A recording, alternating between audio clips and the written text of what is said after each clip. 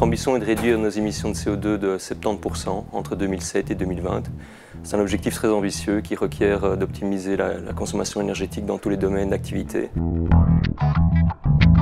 Au niveau mobilité, nous avons fixé une limite dans notre catalogue de voitures à 170 grammes de CO2 par kilomètre qui s'applique à tous les employés. Nous avons également mis en place ce qu'on appelle un budget mobilité qui permet aux employés de combiner l'utilisation des transports en commun et des voitures écologiques en fonction de leurs propres besoins de mobilité.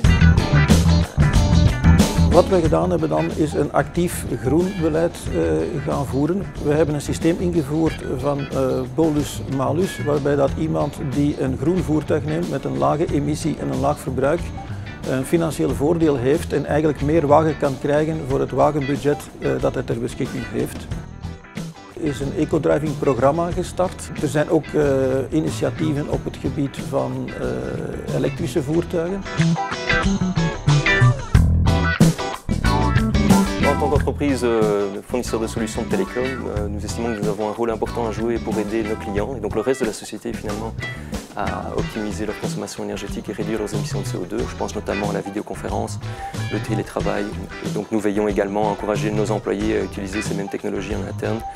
À tout moment, nos clients peuvent ramener leurs équipements dans nos téléboutiques. Une fois par an, nous lançons notre campagne récolte de printemps qui incite donc les clients à ramener leur GSM en point de vente. Ils reçoivent un bon d'achat et nous plantons un arbre pour chaque téléphone ramené.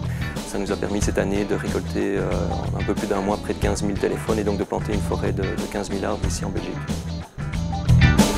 Au bâtiments, nous avons effectué des audits énergétiques dans tous nos bâtiments clés. On a mis en place une série d'initiatives. Tous les PC sont éteints automatiquement la nuit, l'éclairage s'éteint automatiquement. Il y a également des détecteurs de luminosité qui permettent de réguler la lumière en fonction de la luminosité externe. Au niveau de nos centres de données, notamment la récupération de chaleur générée par les différents serveurs. Cette chaleur est réutilisée pour chauffer nos bâtiments au même endroit.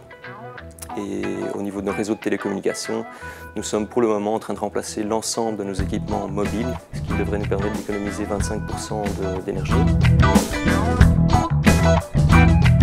Belgacom est en effet un gros consommateur d'électricité en Belgique et donc dans le cadre de notre objectif de réduction de nos émissions de CO2, nous avons très rapidement opté pour un approvisionnement en électricité renouvelable.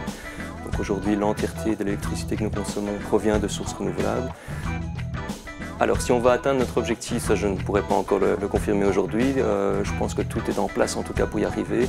C'est une véritable priorité stratégique et c'est aussi une manière pour nous de crédibiliser notre démarche et de pouvoir aller vers nos clients en proposant des solutions durables, notamment en vidéoconférence ou télétravail. Et au vu de la motivation et de l'implication des différents départements et des collaborateurs et de nos fournisseurs, je suis confiant que nous y arriverons.